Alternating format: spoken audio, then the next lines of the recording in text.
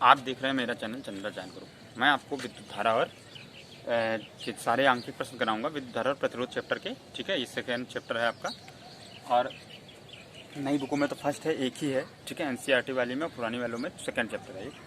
तो इसमें मैं आपको सारे न्यूमेरिकल कराऊंगा। अभी पूरे आप बने रहिए मेरे पूरे वीडियो में। मैं 30, 40, 1 घंटे, आधे घंटे के जितने वीडियो में हो पाएगा मैं उतना आपको करके दूँगा। ठीक है, एक एक पॉइंट, एक एक कैलकुलेशन में आपको छोटी छोटी सब चीज़ सिखाऊंगा। ठीक है, आइए शुरू करते हैं। पहला क्वेश्चन, मैं पहला क्वेश्चन आपको बता चुका हूँ लेकिन फिर भी मैं एक बार फिर से बता देता हूँ। देखिए फर्स्ट नंबर क्या है। फर्स्ट नंबर क्वेश्चन आपका कहता है कि एक कूलाम आवेश में इलेक्ट्रॉन की संख्या कितनी होगी। ठीक है, क्या पूछ रहा है, एक कूलाम आवेश में इलेक्ट्रॉनों की संख्या कितनी होगी। How many electron is present in 1 coulomb charge. तो देखिए आपको क्वेश्चन पढ़ के ये सीखना है कि क्या दिया गया है, क्या पूछा जा रहा है और उनमें क्या रिलेशन है। ये आप अगर कंफर्म कर लेते हैं तो आपको 90% जो है न्यूमेरिकल आ जाता है। उसके बाद जिन बच्चों को कैलकुलेशन की प्रॉब्लम है तो वो कैलकुलेशन तो प्रैक्टिस से ही उनकी ठीक होगी। ठीक है, जैसे होम साइंस जो लड़कियां लेती हैं या जिनकी मैथ वीक होती है तो वो छोटी छोटी बेसिक कमजोरियां होती हैं, वो मैं आपको पूरी क्लियर कर दूंगा। आप बस सिर्फ कॉपी पेन लीजिए और मेरे साथ प्रैक्टिस कीजिए। देखिए पहला क्वेश्चन क्या बोला कि 1 कूलाम चार्ज में इलेक्ट्रॉनों की संख्या बताइए। तो कूलाम बोला ना, तो यानी क्यू दिया। क्या दिया? क्यू दिया। मात्रक से आप बहुत अच्छे से पहचानेंगे। क्यू बराबर 1 कूलाम। क्या हो गया? क्यू बराबर 1 कूलाम। कोई डाउट नहीं होगा, आप मात्रक से पहचान सकते हैं कि ये सिंबल क्या होते हैं। मैं अभी यहाँ लिख दूंगा, पहले ये क्वेश्चन कर लेता हूँ फिर या ये पहले लिख देता हूँ कि क्यू जो होगा वो क्या होगा, आवेश जो होता है वो क्यू है। ठीक है, और इसका मात्रक क्या होगा, ये राशि है और ये मात्रक है। ये क्या है? मात्रक कूलाम। ये सब आप जानते हो। ठीक, धारा आई, न्यूमेरिकल कभी नहीं पढ़ा होगा फिर भी आप न्यूमेरिकल लगाओगे। धारा आई एम्पियर। ठीक है, विभव, विभव, वी वोल्ट। ठीक है, शक्ति, टी वाट। ठीक है, समय टी सेकंड। इलेक्ट्रॉनों की, इलेक्ट्रॉन, ठीक है, की संख्या जब दी जाए तो n, इसमें पीछे इलेक्ट्रॉन ही लिखा होगा। क्या लिखा होगा? इलेक्ट्रॉन। और इसके बाद एक महत्वपूर्ण बचता है आपका ई, एक इलेक्ट्रॉन पर आवेश। ठीक है, कितना होता है? 1.6 × 10⁻⁹। ठीक है, एक इलेक्ट्रॉन पर आवेश, एक इलेक्ट्रॉन पर आवेश, आवेश। ठीक है, क्यू ही है, ये क्या है? क्यू ही है, कूलाम ही में आएगा आंसर इसका भी। उसके बाद प्रतिरोध, प्रतिरोध। ठीक है, आर का ओम, ये सिंबल। ठीक है, कोई आपको इतनी बेसिक चीज़ें अगर पता हैं तो आप कोई भी न्यूमेरिकल लगा सकते हैं। अब देखिए, एक कूलाम आवेश बुद्धि दिया गया, आपसे इलेक्ट्रॉनों की संख्या पूछ रहे हैं n, तो तुरंत दिमाग लगाइए क्यू और n में कौन सा रिलेशन होता है। ठीक है, तो कुछ महत्वपूर्ण मैं आपको फार्मूले भी यहाँ लिख रहा हूँ। ठीक है, तो फार्मूले देखिए कौन कौन से थे। सबसे पहला फार्मूला हमारा था क्यू बराबर एन। ठीक, दूसरा फार्मूला था हमारा आई बराबर क्यू अपॉन टी। ठीक है, तीसरा था V = R = V upon R, V upon I. तो V = IR हो जाएगा। इसी को 3 तरीके से लिख सकते हैं, V बराबर IR, और इसी को लिख सकते हैं हम लोग I बराबर V अपॉन आर। ठीक है, ये आपके ऊपर है। जिसके अपॉन में क्वेश्चन उसके अपॉन में 1 करते हैं, और वज्र गुणनखंड यानी तिरछा क्रॉस मल्टीप्लिकेशन, तो ये अदला बदली कर दिया हमने, तो ये बन गया। ठीक है, इसके बाद चौथा हो गया P = W अपॉन T। ठीक है, और पांचवा हो गया आपका W के 3 फार्मूले थे। W बराबर VIT, W बराबर V स्क्वायर बाई RT और W बराबर I स्क्वायर RT। ठीक है, इन सभी में अगर T से भाग दे देंगे तो सभी को किसके बन जाएंगे, P के बन जाएंगे। ये सारे अगर फार्मूले हम यहाँ पर रख देंगे इस ऊपर वाले में तो ये बन जाएंगे हमारे। तो चलिए आपको आगे अगर दिख रहा हो तो मैं वहाँ पर भी कर दूँ, या आप चलिए क्वेश्चन करते हैं हम लोग, है ना, नहीं तो फिर लेट हो जाएंगे बहुत। एक कूलम N निकालना है, तो अब देखिए Q है N है, Q है और N है, तो अब आप सोचिए कौन सा रिलेशन लग रहा है। ये रिलेशन ही तो लग रहा है इसमें, तो और तो कोई रिलेशन है नहीं जिसमें Q और N दिए हों। तो क्या हो जाएगा, Q बराबर NE, हमें निकालना क्या है N, तो N बराबर Q अपॉन E, और वैल्यू क्या रख देंगे क्योंकि एक कूलम और E की हम जानते हैं कितनी होती है, 1.6 इंटू 10 की पावर माइनस 19 कूलम। ठीक है, तो जब रखेंगे 1.6 इंटू 10 की पावर माइनस 19, ठीक है, तो कितना हो जाएगा हमारे पास, पॉइंट हटाया ऊपर 0 बढ़ाया और ये पावर ऊपर चली जाएगी, तो आपके पास हो जाएगा 10/16 इंटू 10 की पावर 19। ठीक, अब सोचिए क्या इस 16 का इसमें डिवाइड जाएगा, नहीं जाएगा, तो एक जीरो इससे इसमें 100 कर लिया हमने, 100 इंटू 10 की पावर 18 और बाई 60। अब 16 से इसको डिवाइड किया तो 16 6 96। ठीक है, फिर पॉइंट लगाया, 4 बचा 0 बढ़ाया, 16 टू जाए यानी 16 दूनी 32 और 8 बचा 16 बचाएँ 80। ठीक है, मैं हिंदी और इंग्लिश दोनों में टेबल पढ़ देता हूँ ताकि हिंदी और इंग्लिश मीडियम दोनों के बच्चों को प्रॉब्लम ना हो। ठीक है, वीडियो जरूर थोड़ा लंबा हो जाता है, मैं अगर एक लैंग्वेज में करूँ तो वीडियो हमारा छोटा रहेगा, लेकिन अब आप दोनों लोगों को अच्छे से समझ में आना चाहिए। अगर नहीं समझ में आता तो कमेंट में लिखिएगा जरूर। ठीक है, क्या हो जाएगा ये इलेक्ट्रॉन, सॉरी अभी पावर भी तो है, इंटू 10 की पावर 80 कूलम। ठीक है, वेरी सिंपल। फिर उसके बाद सेकेंड नंबर क्वेश्चन है, किसी चालक पर कुल आवेश 8 इंटू 10 की पावर माइनस 19 है। कितना है, 8 इंटू, ये सेकेंड नंबर में आपको क्वेश्चन बता रहा हूँ। सेकेंड नंबर क्वेश्चन बोला कि Q बराबर आपको दिया है 8 इंटू 10 की पावर माइनस 19 कूलम। ठीक है, देखिए कूलम को C से भी डिनोट कर दिया जाता है, पूरा हिंदी में आप कूलम लिखें या आप C से डिनोट कर दें। ठीक है, उसके यूनिट को। तो इतना आवेश है जो कि ऋणात्मक है, तो इस पर कितने इलेक्ट्रॉनों की अधिकता है, तो कितने इलेक्ट्रॉनों की अधिकता है, यानी फिर आपसे इस क्वेश्चन में क्या पूछ रहे हैं, N, और हमें E पता होता है कितना होता है, 1.6 इंटू 10 की पावर माइनस 19 कूलम। ठीक है, तो आपके पास अब देखिए, अब मुझे ये दोनों लिखने की ज़रूरत नहीं है, मुझे डायरेक्ट पता है Q बराबर N ही होता है, तो N निकालेंगे तो E अपॉन में आ जाएगा। तो क्या हम यहाँ N equal to Q upon E नहीं लिख सकते, और लिख सकते हैं तो Q की जगह वैल्यू क्या रख सकते हैं हम लोग, कितनी दी है हमें, 8 इंटू 10 की पावर माइनस 19, और आपका E की वैल्यू कितनी है, 1.6 इंटू 10 की पावर माइनस 19। पॉइंट हटाया 0 बढ़ाया, ये पावर खत्म, 16 5 जा 80, 16 55 80, ये 16 5 जा 80। ठीक है, तो कितने टाइम्स पूरा पूरा चला गया, 5 टाइम्स, तो N कितने हो गए, 5 इलेक्ट्रॉन। क्लियर है क्वेश्चन, कोई प्रॉब्लम नहीं होनी चाहिए आप लोगों को।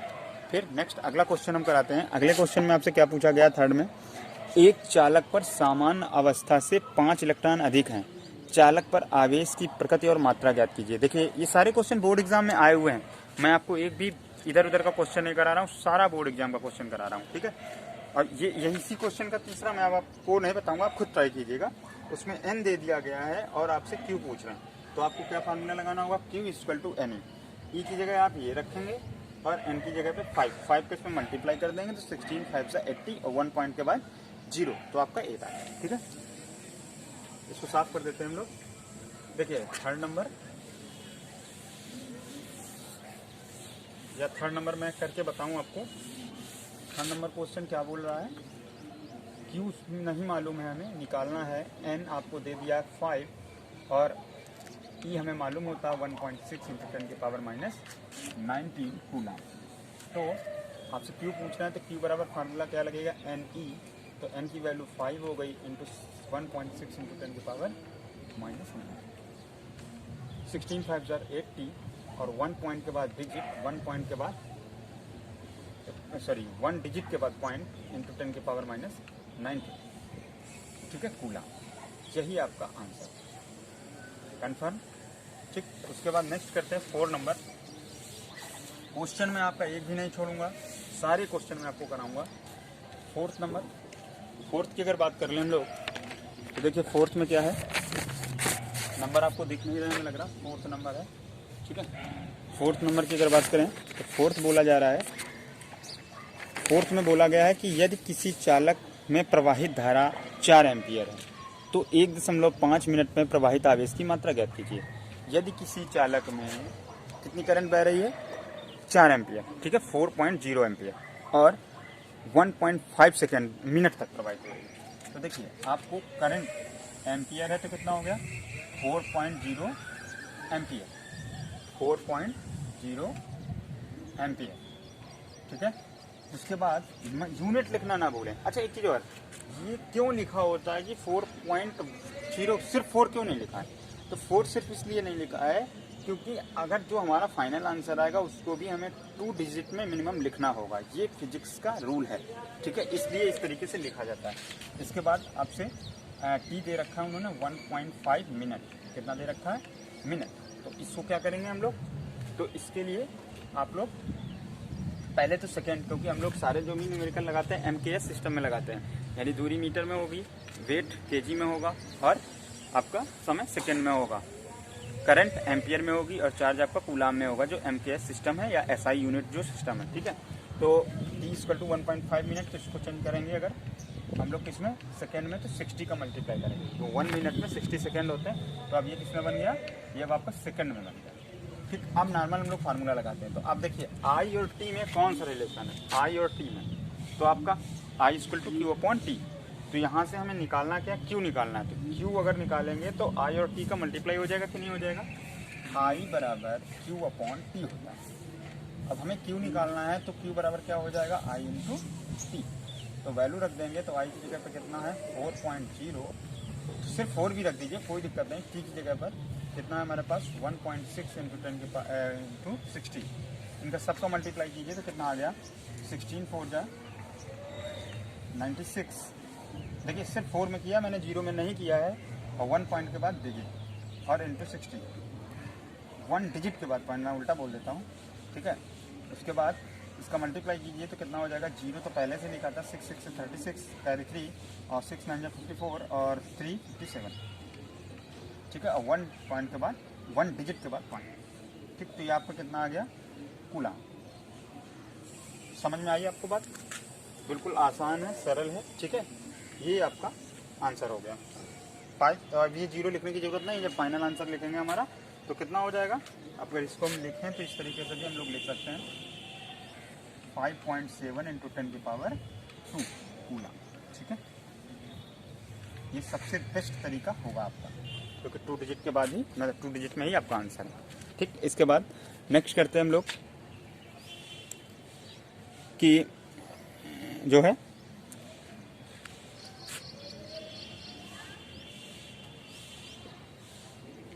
सॉरी, हम लोगों ने देखिए ध्यान नहीं दिया, ये 16 4 जा 64 नहीं होता, सॉरी 16 दिन बते 16 16 64 64 होता है।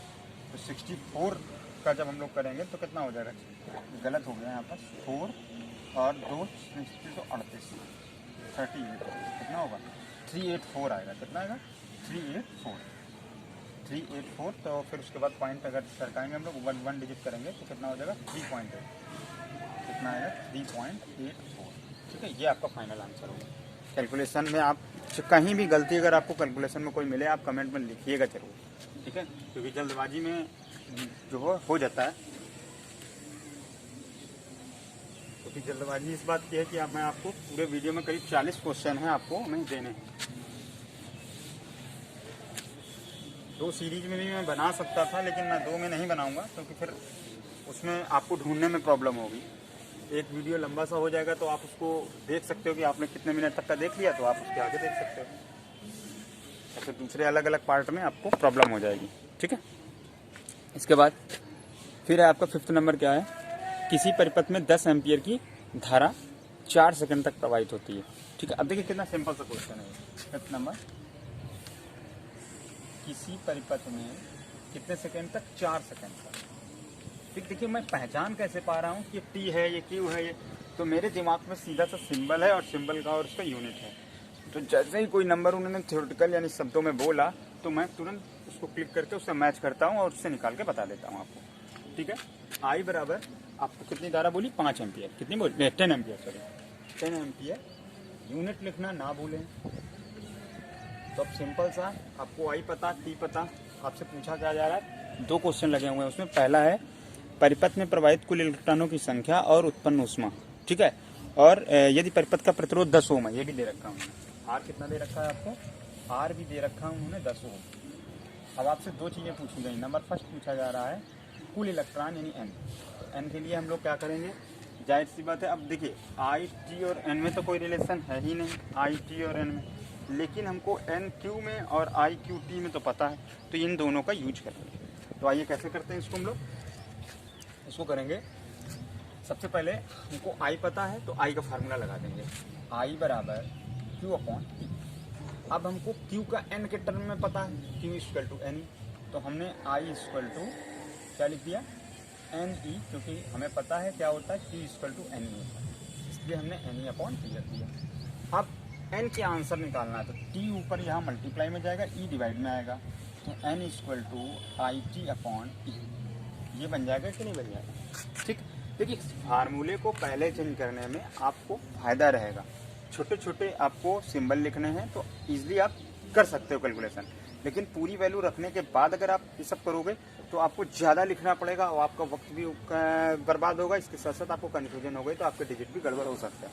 ठीक है, उसके बाद आई की वैल्यू अगर हम लोग रखते हैं तो कितनी है, 10 एम्पियर, और टी की कितनी है आपके पास 4 सेकेंड, और 1.6 इंटू 10 की पावर 19, माइनस का 19, पॉइंट हटेगा, एक जीरो बढ़ेगा, कोई प्रॉब्लम। 4 4 जार 16, तो आपके पास देखिए अब इतना नहीं आप कर पाते तो एक लाइन में एक काम कीजिए। अब मेरे पास ऊपर 100 बचा, नीचे 4 बचा, और ये पावर ऊपर चलेगा, इसको काट दिया तो ये 25 टाइम्स जाएगा, 4 4 दूनी 8 और टू कैरी करेगा तो 25। ठीक है, 4 2 ज़ा 20, तो इस तरीके से 25 टाइम्स जाएगा। तो 25 इंटू 10 की पावर 19 क्या हो जाएगा, इलेक्ट्रॉन। इलेक्ट्रॉन, कंफ्यूज मत होइएगा आंसर शीट में मैच करने में। अभी पॉइंट किसी के कहीं नहीं तो लास्ट में है, कहाँ है, तो ये डिजिट एक और इधर आ जाएगा तो एक पावर आपकी बढ़ जाएगी, क्या हो जाएगा 20 इलेक्ट्रॉन। इससे कंफ्यूज मत, ठीक है, ना भ्रमित हो कि नहीं मेरा तो आंसर ही नहीं आ रहा। ठीक है, कोई दिक्कत, कोई प्रॉब्लम। आवाज़ तो आ रही होगी साफ, मेरा प्रयास रहेगा कि आवाज़ आपको साफ मिले, क्योंकि इसमें अगर आवाज़ नहीं मिली तो आपको दिक्कत होगी। चलिए इसको मैं बगल से डाल देता हूँ क्योंकि मैं सुन तो पा नहीं रहा हूँ। इसके बाद देखिए नंबर है आपका 6 नंबर। 6 नंबर में क्या है, आवाज़ तेज़ आ जाए आपके पास, तो 6 नंबर में आपसे कहा जा रहा है कि ये क्वेश्चन तो क्लियर हो गया होगा मुझे उम्मीद है। हाँ, अभी इसका सेकेंड पार्ट भी है, अभी सेकेंड पार्ट मैं कराता हूँ। देखिए सेकेंड पार्ट में आपसे क्या पूछा गया है, सेकेंड पार्ट में इधर बगल में कर देता हूँ। सेकेंड पार्ट में आपसे पूछा गया है डब्ल्यू, विद्युत ऊर्जा। तो डब्ल्यू इक्वल टू, अब देखिए हमारे पास जो है उसी का तो यूज करेंगे, आई है, आर है और टी है। तो डब्ल्यू वाला ऐसा कौन सा फार्मूला जिसमें आई है, आर है और टी है, तो W equal to I square R T. W equal to I square R T. तो क्या हो जाएगा, आई की जगह पे आपके पास हो जाएगा 10 इंटू 10, स्क्वायर लगा हुआ है। ठीक है, इसके बाद आप स्क्वायर भी लिख सकते हैं, ऐसा नहीं है, लेकिन हमें कैलकुलेशन में फ़ायदा रहेगा, इस पर इसलिए 2 बार लिख लेते हैं। नहीं तो आपको अगर कन्फ्यूजन हो रही है तो आप इस तरीके से ही लिखें, ब्रैकेट बना के स्क्वायर, और इंटू आर की जगह पे आपको 10 और इंटू टी की जगह पे 4 आपको। ठीक है, तो ये कितना हो जाएगा, 10 का स्क्वायर होगा तो 100, और ये हो जाएगा 40, और इसका फिर मल्टीप्लाई करेंगे तो देखिए 0 है पीछे, 4 का इसमें करेंगे तो 400।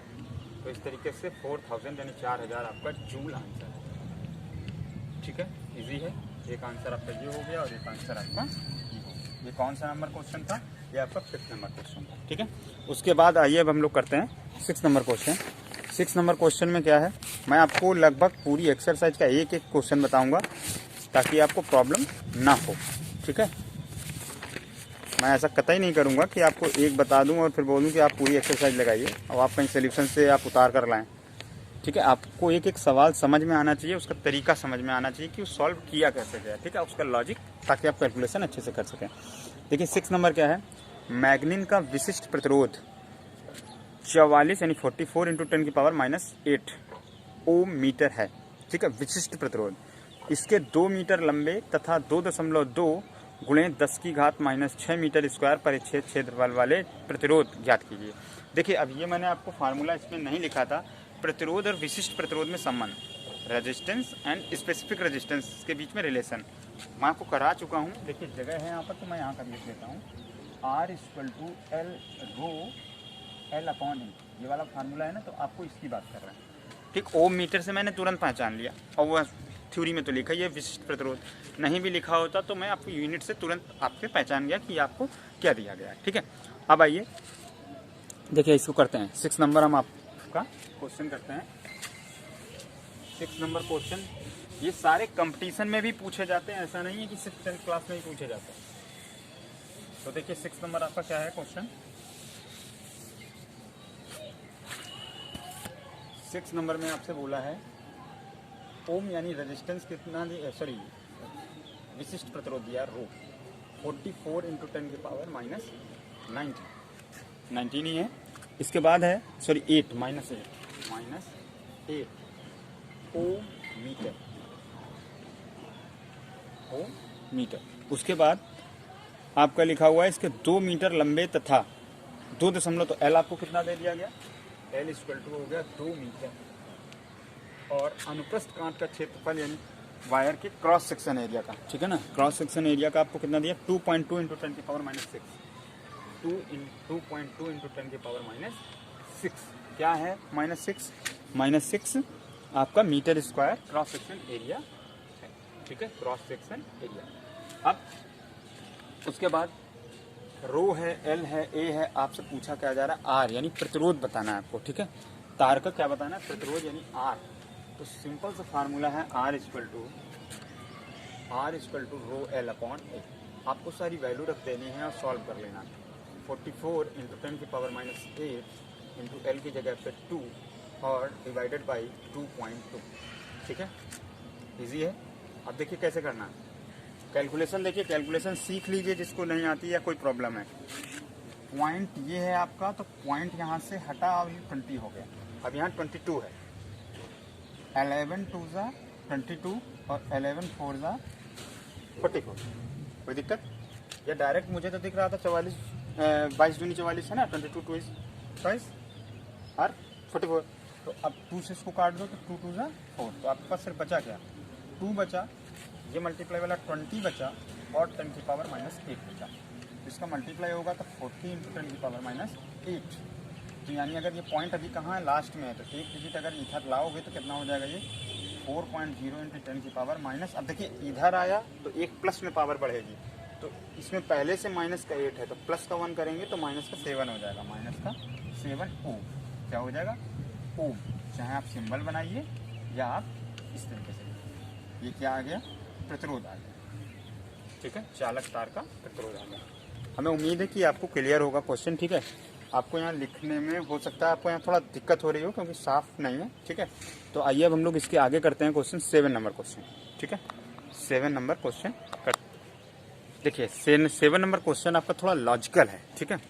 7 नंबर में आपको एक फिगर दिया गया है और फिगर के बाद आपसे पूछा जा रहा है क्या, निम्नलिखित परिपथ में आंतरिक प्रतिरोध नगण्य मानिए सेल का और जुड़ी हुई और परिपथ में कितना अतिरिक्त प्रतिरोध किस प्रकार जोड़ा जाए कि परिपथ में प्रवाहित धारा का मान 1 एम्पियर हो जाए, ठीक है।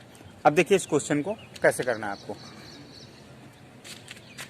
ये आपके पास एक सर्किट दिया गया है,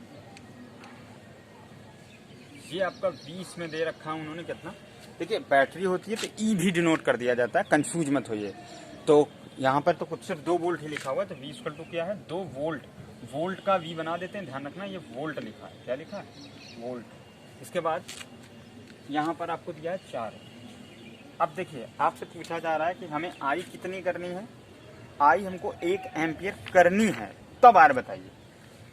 यह 7 नंबर है आपका, I आपको 1.0 एम्पियर है करनी है हमको, और उस कंडीशन में हमको R बताना है, यहाँ कितना जोड़ेंगे, और किस क्रम में जोड़ेंगे, कनेक्शन करेंगे इस काम, सीरीज में या पैरेलल में। तो देखिए लॉजिक और तर्क देखिए कितना आसानी से आप इसको सीख जाएंगे। आपका पहले आई निकालिए, पहले अपना आई इस सर्किट का, तो हम उसको कैपिटल आई से डिनोट कर लेना। सर्किट का आई कितना हो गया हमारे पास, V अपॉन आर, ये फार्मूला हो गया I equal to V upon R. तो V हमारे पास है 2 और ये है 4। तो ये अगर करेंगे तो भाग न खाई, बिंदी और पॉइंट लगाया, 0 बढ़ाया, 4 पंचे 30, तो ये आ गया 0.5 एम्पियर। ठीक है, तो अब देखिए विद्युत धारा का मान आपको बढ़ाना है ना कि घटाना है। तो आई का मान बढ़ेगा कब, जब प्रतिरोध घटेगा। ठीक है, रेजिस्टेंस जब डिक्रीज होगा तभी तो आई बढ़ेगा। और रेजिस्टेंस डिक्रीज कब होता है, जब हम लोग उसको पैरेलल में जोड़ते हैं, समांतर क्रम में जोड़ते हैं। तो एक बात तो तय हो गई कि हमें जो भी रेजिस्टेंस जोड़ना है वो किस क्रम में जोड़ना है, समांतर क्रम में जोड़ना है। कैसे बताया, इससे बताया। पहले इस कंडीशन में आई निकाली, वो कम है, हमें बढ़ानी है, यानी आर कम करना है। आर कम तभी होगा जब हम समांतर क्रम में लगाएंगे। तो क्या हो जाएगा, आर का मान,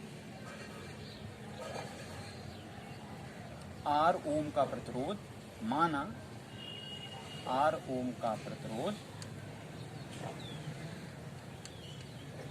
समांतर क्रम में जोड़ा, समांतर क्रम में जोड़ा है।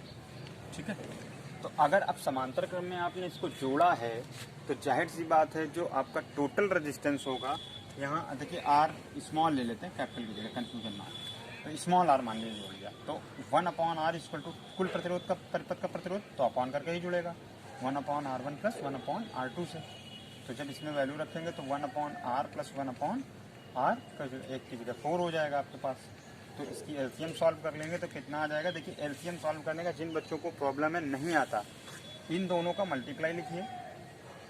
ठीक है, तो 4R हो गया, नंबर पहले लिखा जाता है, उसके बाद 4 का इसमें मल्टीप्लाई हो जाएगा, R का इसमें हो जाएगा, तो 4 प्लस R, ये आया 1 अपॉन आर की वैल्यू। हमें निकालनी है किसकी, आर की, किसकी वैल्यू निकालनी है, आर की। तो आर इक्वल टू हो जाएगा 4R अपॉन 4 प्लस R। ठीक, अब लगाइए फार्मूला फिर से, आई इक्वल टू क्या होगा, ये देखिए मैं यहाँ कर देता हूँ, I equal to V upon are.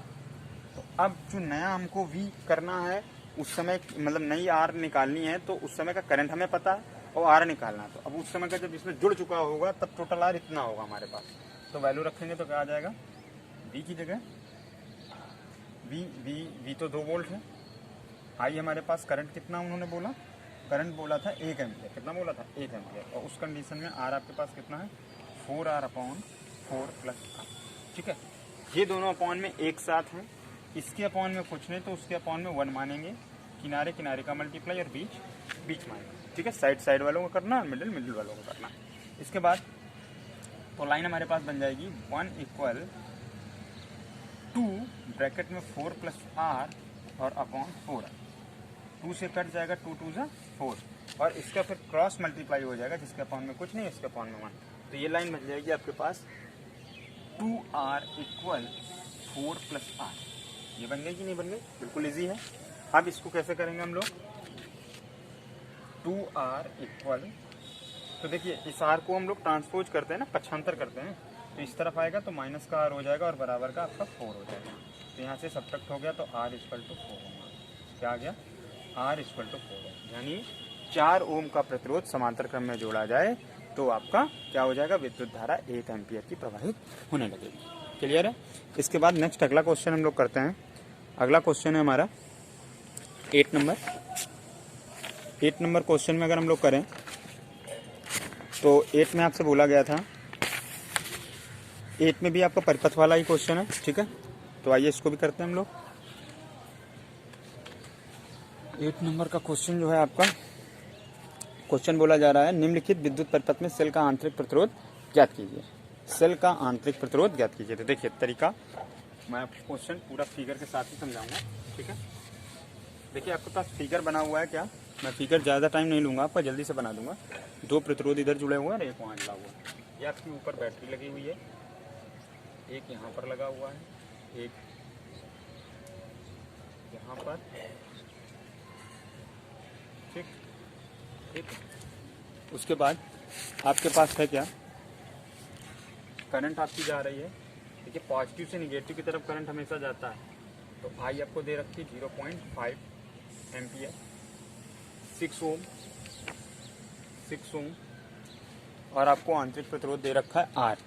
देखिए ये प्रतिरोध कहीं सर्किट में नहीं होता है, ये इस बैटरी की खुद का रेजिस्टेंस यानी प्रतिरोध है, लेकिन हम उसको अंदर बना नहीं सकते, तो इसलिए बगल में बना दिया जाता है। ठीक है, याद रहेगा, कन्फर्म रहेगा। इसके बाद और ई मैंने आपको बताया था बैटरी के विभव को या वोल्टेज को 20 ई से भी डिनोट करते हैं। ठीक है, तो ये क्योंकि सेल इलेक्ट्रोड जो होता है ना, उस इलेक्ट्रोड की वजह से ई से इलेक्ट्रोड भी होता है, तो इसके ऊपर इलेक्ट्रोड के ऊपर जो पोटेंशियल है उस वजह से सिंबल ई बना दिया जाता है। तो ई इक्वल टू 2 वोल्ट, इतना आपको दे रखा है। अब हमको एक क्वेश्चन करना है, तो देखिए कैसे करेंगे। ये हमारा नंबर कौन सा है, 8 नंबर क्वेश्चन। 1 नंबर क्वेश्चन है। मैं आपको लगभग सारे टाइप के क्वेश्चन, सब बोर्ड एग्जाम में आए हुए क्वेश्चन है। ठीक है, और सिंपल क्वेश्चन है, आ भी सकते हैं, तो आपको इनको सीखना जरूर है। अब देखिए क्या होगा, कैसे करेंगे। तो एक ही तरीका है, पहले आपको आर निकालना है। तो हमें क्या क्या पता होना चाहिए, तो हमें दिया क्या क्या है। आई हमारे पास है, आपके पास बी भी है 2 वोल्ट, आपको आर निकालना पड़ेगा। तो कुल आर, पहले तो परिपथ का आर निकालिए। तो हम जानते हैं कि ये समांतर क्रम में है, तो अगर आर निकालेंगे तो 1/R1 + 1/R2 का फार्मूला लगाएंगे। 1/6 + 1/6, एलसीएम होगी 6, तो 1 + 1 = 2/6, 2 × 2, 2 × 3 = 6, तो 1/R = हो गया 1/3, तो R = हो गया आपके पास 3। ठीक, अब इसके बाद देखिए ये सिर्फ इतने का प्रतिरोध आया। ठीक है, आपको सिंबल में कंफ्यूजन होती है कि हम किसको कहाँ क्या बताएं, तो आप उनके आसपास डाल लीजिए करिए, जैसे ए बी डाल दिया। तो अब ये सिंबल के नीचे मैं ए बी चलाऊंगा, तो मैंने ए और बी के बीच का निकाला। कहाँ का निकाला, ए और बी के बीच का निकाला। ठीक है, अब उसके बाद क्या करना है, पूरा सर्किट का चाहिए। तो एक देखिए, या हम तो ये स्मॉल आर इसमें जोड़ सकते हैं सीरीज में, यह डायरेक्ट फार्मूला होता है, याद रखिएगा आपका I = E/R + स्मॉल है, वही चीज V/R ही, लेकिन V की जगह पर E ले लिया और यहाँ पे साथ में, क्योंकि श्रेणी क्रम में ही होगा, तो वो एक स्मॉल r इसका आंतरिक प्रतिरोध इंटरनल रेजिस्टेंस प्लस में अलग कर दिया। अब देखिए सब कुछ है आपके पास, I की जगह पे आपके पास 0.5, E की जगह पे 2 वोल्ट, R हमने निकाल लिया है 3 और स्मॉल r हमें पता है। कोई प्रॉब्लम?